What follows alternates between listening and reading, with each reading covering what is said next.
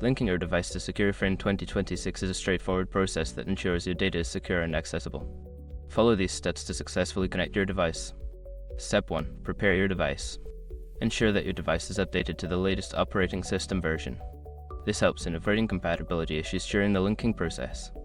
Step 2. Download the Secureframe app. Visit the official app store for your device and search for the Secureframe app. Download and install the app to your device. Step 3. Create or log into your account. Open the Secureframe app and either create a new account or log into your existing account using your credentials. Make sure to verify your email if prompted. Step 4. Connect your device. Within the app, navigate to the Settings or Device Management section.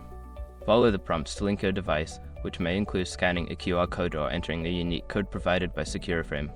Step 5. Confirm the connection. Once linked, you will receive a confirmation message within the app.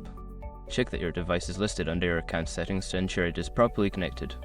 By following these steps, you can successfully link your device to Secureframe 2026, enhancing your security and accessibility.